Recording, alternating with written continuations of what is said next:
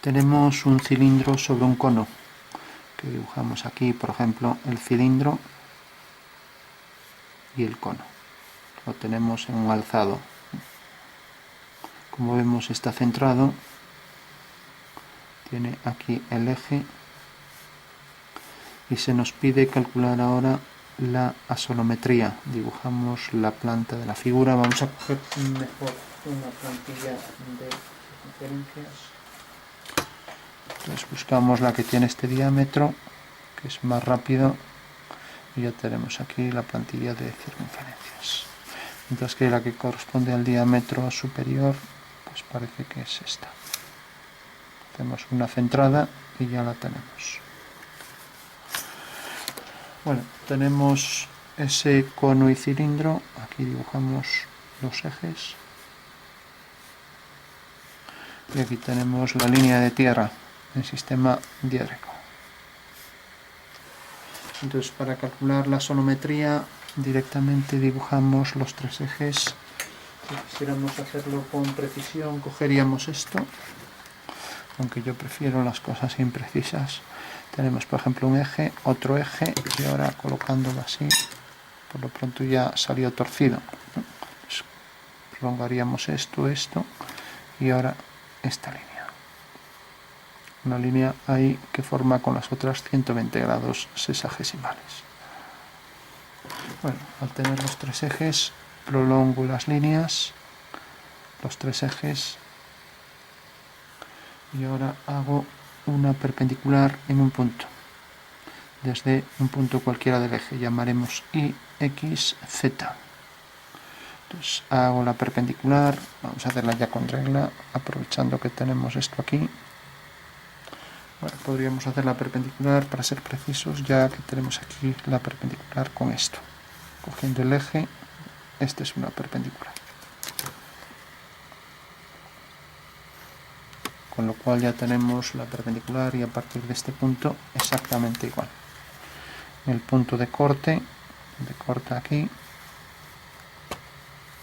La prolongación del eje, vamos a ver, más precisa también. Vaya. Y ahora aquí la perpendicular siguiendo la dirección esta. De manera que aquí nos va a salir un triángulo equilátero, ¿no? Al prolongar esta línea y unir estos dos puntos tenemos ya el triángulo equilátero. Es una pirámide donde colocamos esta figura. Entonces al abatir esta cara hacia aquí, pues tengo que hacer centro aquí, hago la semicircunferencia, o lo que es lo mismo a partir de aquí, una línea a 45 grados, y yo tengo el abatimiento de esta cara de la pirámide. Lo mismo hago de este lado, la línea a 45 grados, o sea la bisectriz de esta ortogonal, y tengo otra cara abatida. Ya tengo aquí entonces las dos caras abatidas de esa pirámide.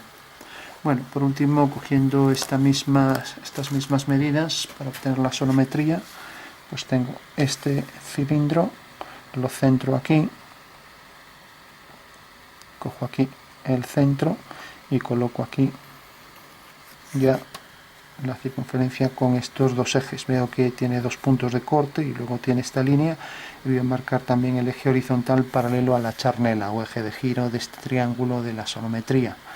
Mientras que aquí voy a coger también la circunferencia menor, que es esta, la coloco, parece que, o es esta más bien, la coloco aquí también centrada, concéntrica con la anterior.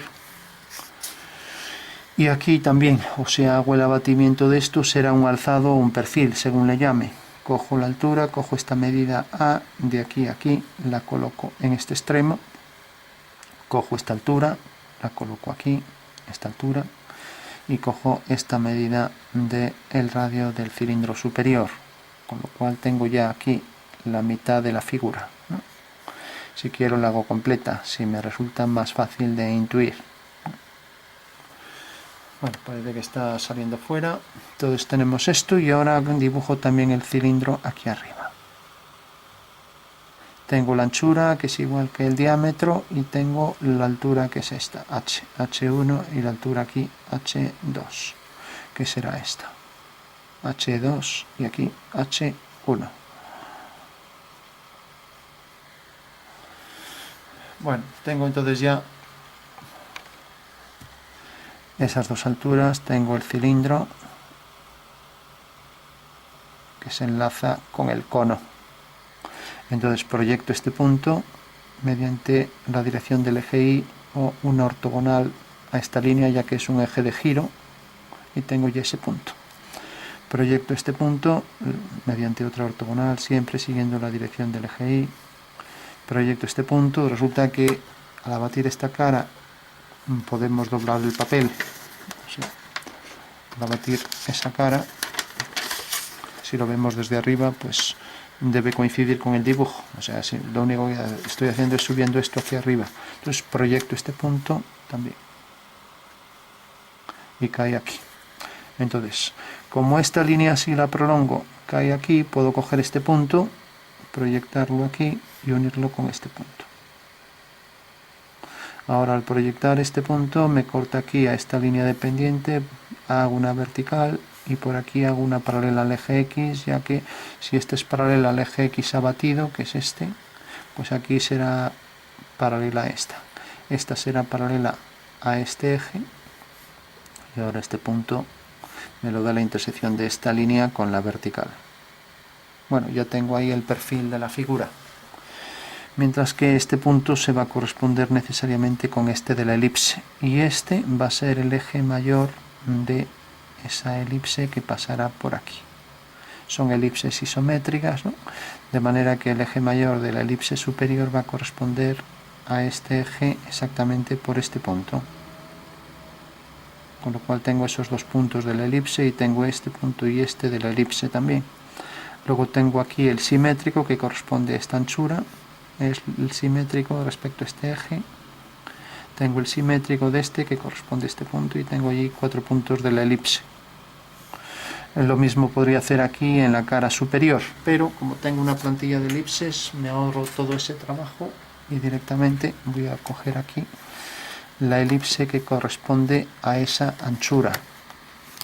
Entonces cojo la elipse que corresponde, el diámetro este lo coloqué un poco abajo, voy a venir un poco más hacia arriba. Yo decía, cojo la elipse cuyo eje mayor debe coincidir con esto. Entonces parece que esta se queda un poco pequeña y esta un poco grande. Bueno, vamos a coger mejor un poco grande porque el boli también queda hacia adentro. Decíamos que era esta, un poco grande. Entonces vemos que marca la posición de los ejes para ser más precisos. Entonces tenemos aquí esto. Ahora al proyectar este punto vemos que realmente queda un poco más hacia adentro. Y ahora tenemos la elipse que tendrá por eje mayor exactamente el de la circunferencia esta. Entonces vengo aquí, centro de la elipse debo colocarla centrada para que no parezca que está torcida y lo mismo está de aquí arriba. Ahora haciendo tangentes, tenemos las tangentes del cilindro y desde aquí tangentes a las dos elipses que no coincide con la tangente esta. Bueno, ya tengo la figura en 3D. Bueno, hay que decir que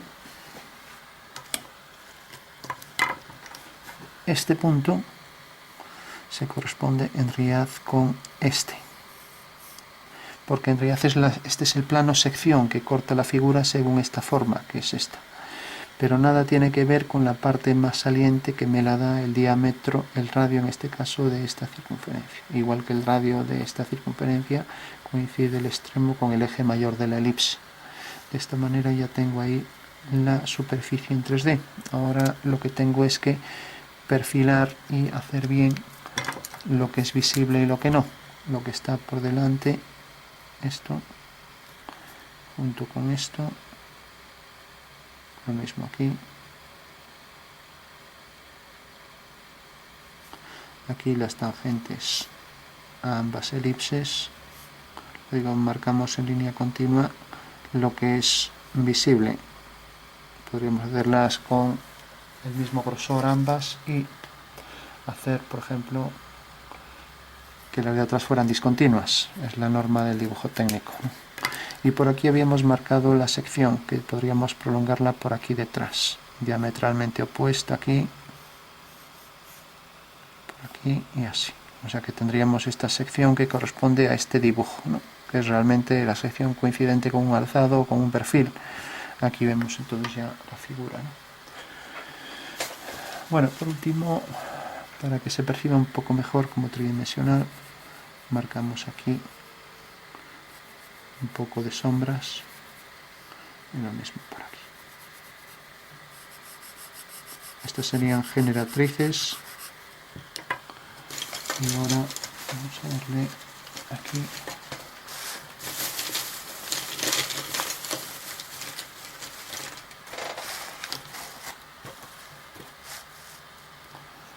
pues un poco de carboncillo y aquí igual, de manera que al dar un poco con esto se percibe un poco mejor como tridimensional y aquí igual. Bueno, ahí tenemos ya la figura. Es una figura, como vemos, tridimensional, y aquí ahora es más fácil de percibir un cilindro, ¿no?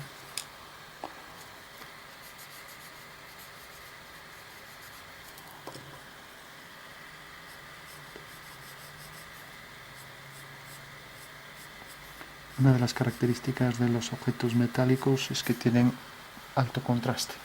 Eso quiere decir que si le meto todavía más contraste por aquí,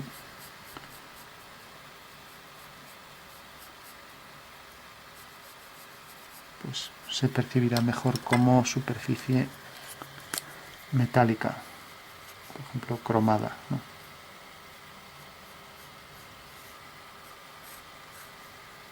Tenemos ya la superficie tridimensional, ¿no? Bueno, pues la sonometría lo único que hay que hacer es hacer el abatimiento de las tres caras. ¿Y por qué hacemos todo esto? Para obtener las reducciones correspondientes a toda la figura. ¿Y por qué reducción? Pues por lo siguiente, porque en realidad esto, como dijimos, era una pirámide en el espacio, algo como esto, donde realmente la figura va colocada aquí, va colocada de esta manera, así. Entonces, al proyectar los tres ejes ortogonalmente sobre un plano mediante líneas paralelas, tengo que aquí pues saldrá la sonometría del objeto. O sea que en realidad la sonometría es una proyección ortogonal del objeto, al igual que lo es en diédrico. ¿Y por qué no llamamos a esto un alzado endiédrico? Bueno, de hecho esta podría ser una proyección de un alzado endiédrico, pero en diédrico cogemos vistas que aparezcan formas en verdadera forma, ¿no? De manera que esto, la sección se ve ahí rectangular. Si cogemos esto, lo que haría sería complicar la figura. En el caso de la sonometría, queremos intuir el objeto tridimensional. Y en este caso, al colocarlo en esta disposición y hacer las proyecciones ortogonales igual que lo hacemos en diédrico, es mucho más fácil de entender la figura. Esto está proyectado sobre un plano, de manera que la pirámide, que tiene realmente estos tres ejes, se proyectan los tres ejes perpendicularmente sobre el plano, haciendo que se transformen en estas tres proyecciones de los ejes, que son realmente estos tres que tenemos aquí, X y Z, ¿no? Bueno, entonces proyectamos todos los puntos de la figura y vemos que realmente aquí hay partes que se reducen. Por ejemplo, esto no se reduce. ¿Y por qué no se reduce?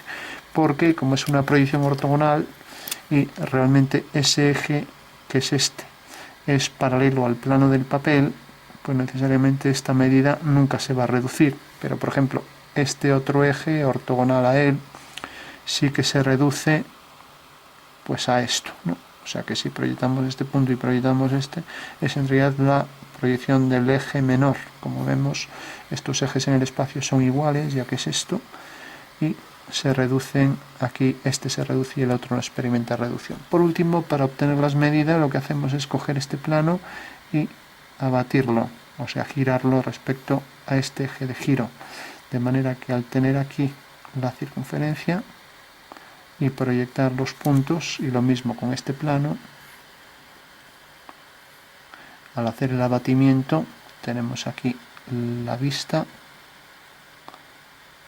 entonces proyectamos todos los elementos de manera que lo que hicimos aquí, de manera que podamos obtener las medidas aquí en la axonometría, ¿no? Bueno, pues ese es el fundamento de este sistema. En este caso, cilindro y cono en sistema diédrico, proyecciones ortogonales de fácil lectura, y las proyecciones puestas en los abatimientos, en los planos abatidos del triedro trirectángulo del que hemos sacado la figura tridimensional.